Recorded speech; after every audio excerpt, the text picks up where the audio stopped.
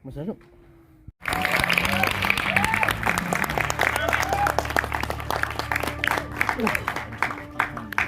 mana Bobby? Bobby berdiri di jalannya.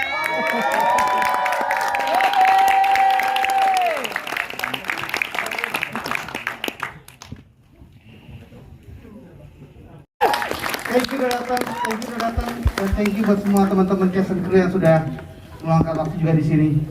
Dan perkenalkan, nama gue Denny Seni Suara, dan malam ini saya akan menjadi pemandu teman-teman semua di sini. Dan karena kita sudah menonton dan scene-nya Blueprint Make of Pencuri Raden Saleh, saya jujur semakin penasaran dan makin pengen cepet-cepet tanggal 25 Agustus 2022 pada saat film ini dirilis nantinya. Wow. Tapi gini, tadi kita sudah lihat kan bahwa ternyata bikin film sama bikin heist itu ada kemiripannya, dan somehow behind the scene ini bisa menangkap dengan baik dan bercerita tentang hal itu. Gue penasaran sih Pak sama yang bikin behind the scene ini. Jadi saya akan persilakan, mari kita sambut teman kita ini, Bobby.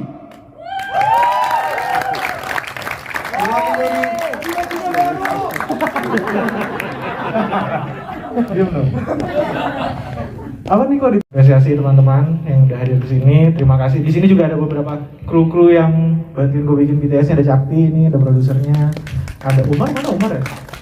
Oh itu Umar editornya. Terus ada beberapa lagi gak kelihatan lagi, sorry ya guys. Pokoknya di sini ada beberapa film orang teman-teman yang bantuin juga. Tapi kayaknya gitu aja ya, kayak karena hari ini kita mau bahas pembuatan Pencuri Raden Salehnya, bukan pembuatan BTS-nya. Jadi kita langsung lanjut aja ke filmmaker-nya. Terima kasih semuanya. Thank you Bobby, sang sutradara Blueprint Make of Pencuri Raden Saleh. Waktu kita punya idenya, terus kita mulai bikin ceritanya, kan akan mulai dari pembuatan cerita. Terus sesuatu yang kurang beruntung dari filmmaker Indonesia adalah nggak tahu belajar sama siapa. Ngerti nggak? Kalau misalnya bikin film kayak gini tuh kita belajar sama siapa ya? Siapa yang pernah bikin ya? Siapa yang pernah nyoba ngelakuin ya gitu ya? Yang bagus gitu, yang kita mau. Istilahnya ini North Star-nya deh gitu. Di sini tuh kayak kita nyari nggak ada gitu kan. Jadi skrip tuh lumayan lama karena kita bingung mau mulai dari mana. Gue juga nggak berani nulis waktu itu karena heist tuh filmnya gue biasa bikin film cinta bro, maksudnya cewek bapak tua main piano sama cewek muda gitu kan. Terus suruh bikin film heist gitu, jadi gue nggak tahu juga waktu itu. Terus ke beberapa penulis di Indonesia ada sekitar 2 orang, kelihatannya juga kita mikirnya nih kenapa kayak kurang ya, mungkin karena emang bukan budayanya gitu awalnya gitu, mungkin karena nggak ada budaya, karena kita di sini kan adanya koruptor ya, bukan ada Disney Ocean. Waduh. Ya benar, maksudnya nggak ada Disney Ocean gitu, kita adanya koruptor. Jadi abis itu kita mikir, mungkin kita cari yang emang budayanya ada gitu. Terus kita cari penulis di US, kita ketemu sama penulis udah menang Emmy penulisnya. Oh gitu. Udah menang Emmy Award, pemenang Emmy Award, dia mau nulisnya 1,5 tahun, pas jadi ini mah main Tom Cruise aja gitu. Gitu. Jakartanya jadinya New York. Wah, malah nggak. Soalnya 1,5 tahun tuh kita bolak-balik gitu ya. Akhirnya Chris bilang kalau misalnya mau jalan ini harus ditulis sendiri kayaknya. Akhirnya kita ngumpulin, akhirnya gue ngulang lagi dari awal, akhirnya diputusin yaudah deh Angga aja yang mulai nulis gitu. Jadi dari dulu ya yang mulai ya. Akhirnya itu ulang lagi, kita pergi workshop di satu rumah, kita nggak keluar selama seminggu gitu. Beberapa orang tim internal mulai bikin cerita ulang, bikin skema, bikin macem-macem. Terus abis itu cerita storyline jadi nih. Tapi kan karena bikin skenario tuh bukan cuma soal mampu, tapi juga waktu kan. Nah waktu itu yang paling gue nggak punya. Dan kemudian kedua, gue ngerasa criminal mind gue tuh kurang gitu. baik. Iya. Nggak sastra anak baik gitu. SMA-nya Rockris soalnya gue. Terus habis itu ketemu lah sama filmnya Monji, judulnya Iseng. Terus kita ketemu sama Monji cerita banyak. Akhirnya kelihatan chemistry nyambung. Akhirnya Monji sama gue nulis bareng. Oke. Gitu. Jadi di sini bisa dibilang lo apa ya, belajar hal baru dong, seperti lo belajar gimana caranya bikin naskah heist movie. Belajar banget ya, maksudnya Mulai kayak dari nol lagi ya, padahal lo udah berpengalaman sekali lo Pak. bikin film cinta. Apa lagi yang lo pelajari hal-hal baru di sini? Mungkin ya jadi kayak apa ya, kayak untuk bisa punya film heist itu kira-kira elemennya harus ada apa aja sih.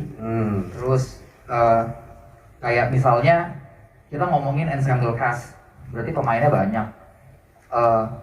Pilihan yang paling sulit adalah apakah kita mau cuman berceritanya seru, kemudian filmnya jadi lebih pendek, atau kita memang pengen invest ke setiap karakternya. Berarti kan kalau invest ke setiap karakter kita harus invest waktu, scene, adegan ke karakter kan. Ya. Berarti kita akan punya X1 yang panjang. Gimana nih X1 yang panjang supaya nggak bosen gitu ya dia maksudnya. Karena waktu itu Chris sebagai produser pengennya gila lo, gue udah punya pemain segini 6 kayak gini, masa lo nggak invest ke karakternya? Iya juga sih gitu kan. Kita nggak mau karakternya jadi tempelan. Jadi akhirnya ya kita putusin untuk punya 130 halaman skenario, hampir 320 scene. Oke. Gitu. Tapi bagian Gue lihat scene, gue lihat rasanya aja pengen gue bakar rasanya men. Waduh. Maksudnya itu kalau misalnya sama Astrada ngelihat, biasanya kalau kita syuting lo jadi director kan inget ya scene, oh scene nomor ini yang ini. Iya. Jadi tuh setiap scene mana sih, yang mana lihat lagi, oh yang ini maksudnya gitu. Berapa ratus sih? 300, hampir 300 ya, yang hampir 300. Oke, kitab suci gitu ya tebelnya. Tebel banget. Tapi akhirnya sekarang draft terakhirnya jadi berapa kali draft tuh? Nah makanya waktu ngedit pun kita sampai 15 draft. Oh, nice. Sampai 15 draft editing. Jadi kita ngedit ini habis berapa bulan gitu. Pokoknya filmnya itu sebenarnya akhirnya bisa jadi banyak versi. Bukan 15 draft tuh bukan karena kita ngurangin apa, tapi kalau kita mau versi yang kayak gini di draft 9, yang versi yang kayak gini ada di draft 12, versi kayak gini ada di draft 14. Terus ya udah kita rembukan draft mana yang akhirnya kita pilih, bentuk film yang kayak apa yang akhirnya kita pilih gitu. Nah terus gini, ini kan juga apa ya, kalau besar ini pasti juga lo belajar hal baru dan lo ambil inspirasi baru lah untuk karya ini. Hal apa aja nih, atau karya-karya apa saja nih yang mempengaruhi lo dalam membuat karya ini? Jadi waktu itu terutama bagaimana menyajikan ini dengan sinematografi gitu ya, waktu itu yang paling apa namanya menurut gua challenging. Jadi kayak apa ya bentuk sinematografinya. Akhirnya gue memang sering mengambil inspirasi dari seni lukis, kayak misalnya di NKCTHI sama di NKCTHI sama di Filosofi Kopi 2 misalnya. Itu gue ngasih sinematografer gue tuh lukisannya Edward Hooper. Jadi frame-frame-nya kayak gini gitu. Nah, waktu pas ini gue tuh ngerasa kayak gue ngerasa kayak ini kayaknya bukan visual deh gitu. Akhirnya gue mutusin buat sebelum gue tahu bentuknya kayak apa, gue cari dulu DOP-nya.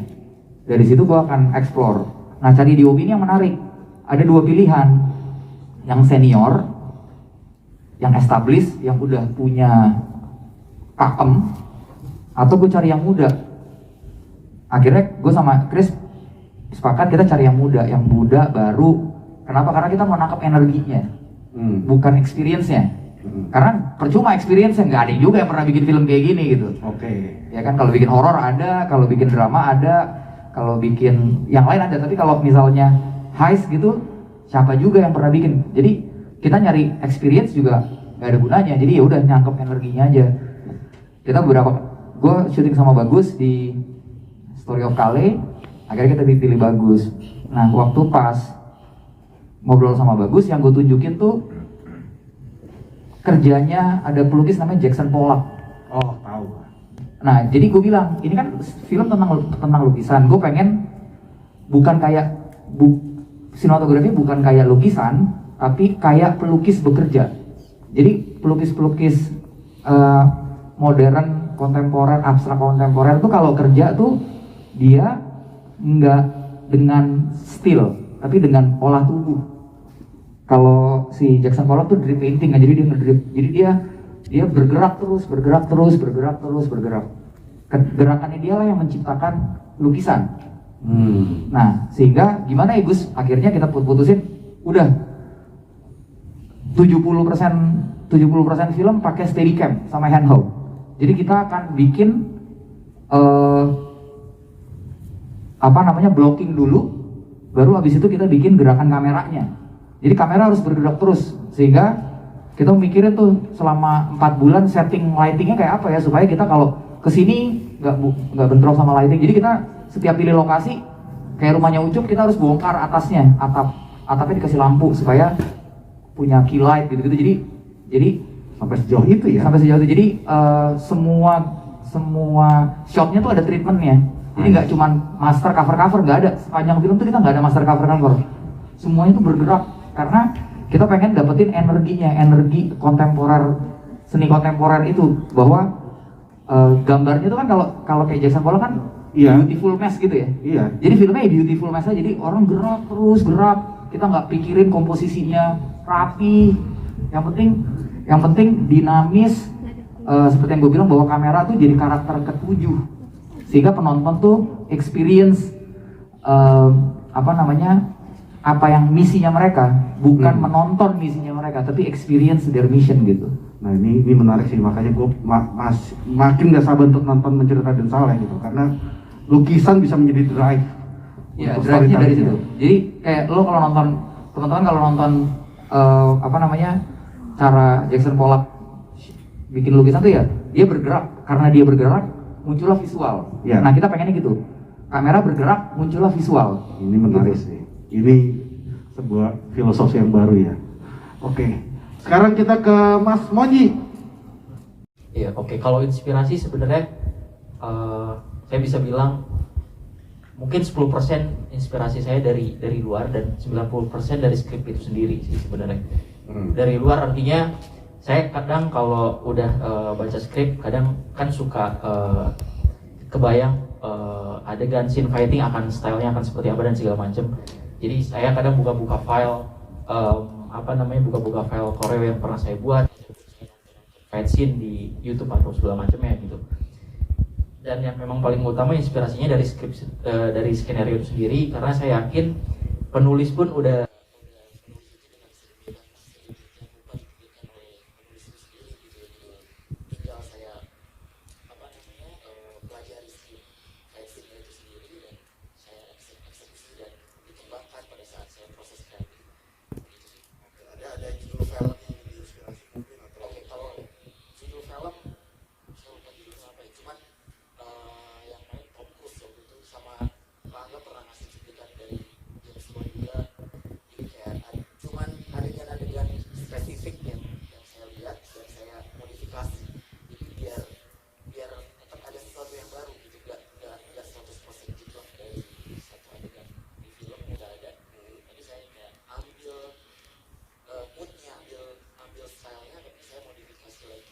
sehingga menciptakan sesuatu movement yang baru gitu sih.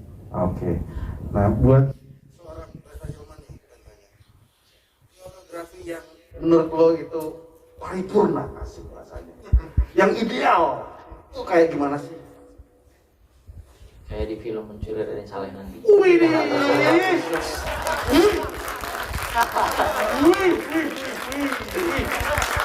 nice. Iya, karena semoga teman-teman nanti juga nonton film suka.